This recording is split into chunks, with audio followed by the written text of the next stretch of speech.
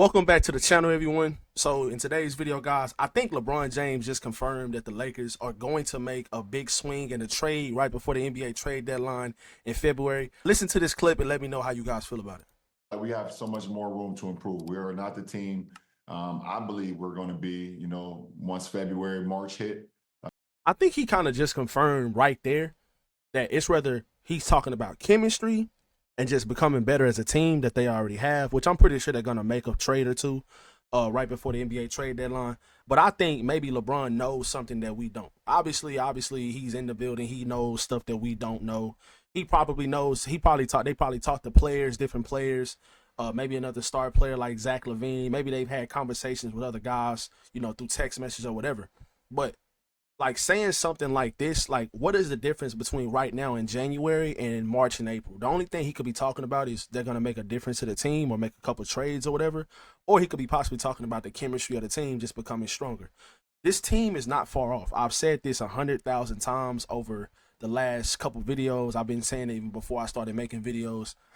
The team is not far off. They have two star players. In my opinion, they have two top 10 players in the whole entire NBA. And you have good role players around those guys. You just need to plug in some holes that you have. Backup center is a really, really big hole that they have. Jackson Hayes is not a playable center in the NBA. He is not an NBA caliber player. Christian Wood is injured right now. I do think he's better than Jackson Hayes, but he's still not a bigger, stronger bruiser type of center that you kind of need to go against like the Nikola Jokic's and some of the other centers in the NBA. Even if you end up going against the Rockets in a playoff series and Steven Adams comes into the game. We seen how big of a difference he made in the Houston game a couple weeks ago when we played against the Rockets in Houston. He made a huge difference. He was absolutely abusing Jackson Hayes. Jackson Hayes could not box him out. He was moving them all over the place. He's just significantly stronger than Jackson Hayes. And when Anthony Davis is not in the game, this team is extremely flawed when it comes to centers. We don't have a big enough body. We don't have a guy that can create off the dribble. We don't have a guy that can post up and score buckets. We don't even have a guy that can even rim protect at a high level. And there's guys out there that you can go get, like Nikola Vucevic, who is playing at an all-star level this season. He is a rebounding machine. He's a big body. He can even step out and shoot the three at a high clip. Imagine him with Anthony Davis on his team. That'll be absolutely scary going forward, even though he is a little bit older, but he doesn't depend on a lot of athleticism. He is an extremely skilled big man.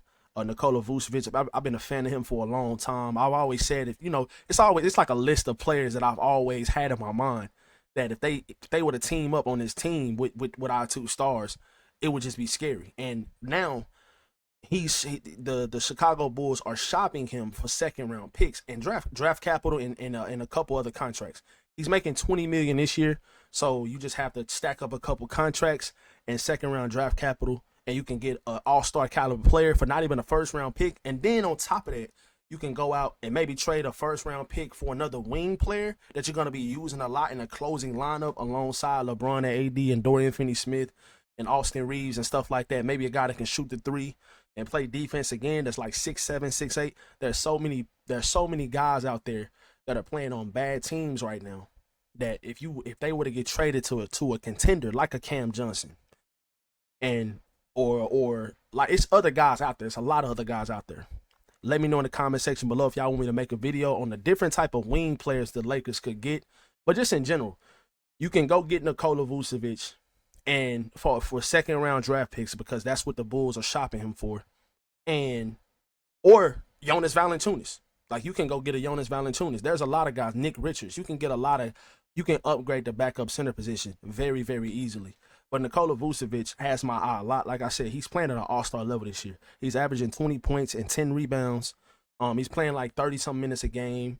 Now, obviously, he probably wouldn't be playing those type of minutes with the Lakers unless we had a matchup advantage or he's having a phenomenal game.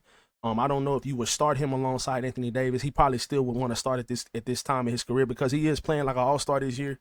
But obviously, if he didn't start, he would be your sixth man. He would be the best player off your bench. And he could close some games too. And then on top of that, Anthony Davis has been really, really healthy over the last couple of years. But who knows? You never know. Some unfortunate injury might happen to Anthony Davis. And he might be out for a week, 2 weeks, 3 weeks. And then you will have a guy that can step in, and he can have great offensive nights while Anthony Davis is out. Now, he's not the defender that Anthony Davis is, but with the way that Max Christie is playing defensively, the way that Dorian Finney-Smith is playing, Jared Vanderbilt is coming back sometime soon, probably within like the next week or two. I think he's going to come back within the next week. I don't, because of the Lakers being off so long because of the wildfires in Los Angeles, and thoughts and prayers with everybody affected by the wildfires in Los Angeles and stuff like that. It's been a horrendous event going on in Los Angeles, man. And I just want to say condolences to everybody that's passed away and thoughts and prayers with all those people. But just in general, man, like the last week, they've had a lot of rest. So, and Jared Vanderbilt has been able to practice with the team. And he's been able to practice with the South Bay Lakers, the G League team. So he's getting ramped back up into playing shape. And I think he's going to be back sooner than we think. I think I wouldn't even be surprised if he comes back this week. I'm recording this video on January 13th. It's a Monday. I wouldn't be surprised if he comes back this week. We play another game on Wednesday against the Heat, and then we play another game on Friday against the Nets. So he might come back Wednesday or Friday. We'll see. But just in general, you have all these other good defenders on your perimeter. So if you got good perimeter defense, you won't have to have excellent rim protection. Like, that's how the Nuggets won the championship a couple years ago. Jokic is not a great rim protector at all. He's not athletic. But they had good perimeter defense. Bruce Brown, Kentavious Caldwell-Pope. Michael Porter Jr. was playing phenomenal defense that season. Bruce Brown was playing great defense. They had all these great defenders. Christian Brown was playing good defense. Like, they had these great defenders on their perimeter. So if you got great perimeter defense, you don't have to have great rim protection all the time.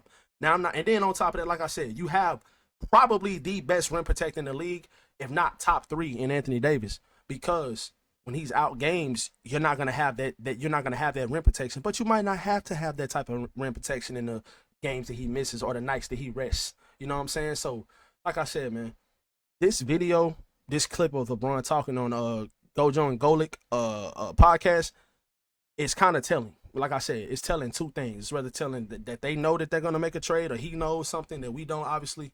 Or he's confident that the team in general can bond like a stronger chemistry and become a contending team. Even in 2021, 2023, when they just made it to the Western Conference Finals a couple years ago, when they went from a 0.2% chance of making the playoffs and they ended up making it one round away from the finals. We didn't think that they were going to do that season. This team is a playoff team. When you have guys like Anthony Davis and LeBron that are going to be hunting mismatches, that are good in big moments, these guys are going to be there when it matters. But you got to have a couple of all these other role players. Austin Reeves has emerged. He's turning into an all-star caliber player the way he's been playing ever since D'Angelo Russell has gotten traded. But just in general, man, this team is not far off. If you do a couple things here and there, like I said, trade for a backup center, maybe trade for another point guard or another wing. You can never have too many good wings. You never can have too many good wings. Never, ever, ever. You can never have too many guys that are 6'8" to 6'10" that can play defense and shoot the three. With the emergence of Max Christie, I don't think that is a big of a need as it was before he started playing phenomenal like the way he's been the last couple weeks. But if he keeps that up, obviously, he's going to stay in the rotation in the postseason. But Max Christie is only 21 years old. So, like, you question yourself, is he going to run into a brick wall? Is he going to start having some mental lapses, kind of like he did in the Houston game when he kind of threw the ball away and didn't call a timeout? But like I said, these are all learning experiences for Max. Max is playing so well, and he's out there to play defense. He's knocking down threes. He's going to the rim, making and ones. He's a great cutter. He's extremely athletic. So he's playing well. So maybe the need for a wing isn't as much as you needed before the emergence of Max in the trade for Dorian Finney-Smith. But like I said, you can never have too many wings. If you get Cam Johnson right now on this team, he probably will start for Max because he is the better player at this point, and he is 27, 28 years old. So he has more playoff experience and just experience in general, but he would just make your team go to a whole nother level. That's how good of a role player he is. There are a caliber of role players in the NBA, and he is in a tier that takes your team. If you have a playoff team, he takes you to another tier. That's how good he is. He's not a star player, but he's a great role player. And I truly believe that about Cam Johnson. He's a great defender. He can shoot the three at a high clip, and he can get to the rim. He's got size. He can score at all three levels. So Cam Johnson is not a star player, but he is an elite role player. And if any team gets him, I hope the Thunder don't get him. If the Oklahoma City Thunder gets him, that would be scary for the league because they can barely lose right now. So imagine if they traded for Cam Johnson. they have a million first-round draft picks. One of these years, they're gonna use those. The Thunder are in such a good position. Their franchise is in such a great position. If they make a trade for a star player or a guy like Cam Johnson, that's going to make their chances to win a championship even better. And unfortunately, they're in the Western Conference with us, but I feel like the Lakers match up well against the Thunder. Last year, they beat the Thunder in that season series 3-1. So I think that if the Lakers were to go up against the Thunder in the playoffs, they would have a good chance of beating them. But obviously, if they get Cam Johnson, that would hurt us. Hopefully, we can make a trade for a guy like Cam Johnson, guys, or a guy like Zach LaVine, who we should have traded for before the season started. Zach LaVine is one of the most underrated players in the league, right behind Trae Young, in my opinion. So let me know who you guys want to trade for, who you guys think, or what you guys think LeBron is referring to in this video or this clip from the Gojo and Golick podcast. So yeah, man, let me know what you guys think about that in the comment section below. Make sure you hit that like button and subscribe if you're new. I'll catch you guys in the next video.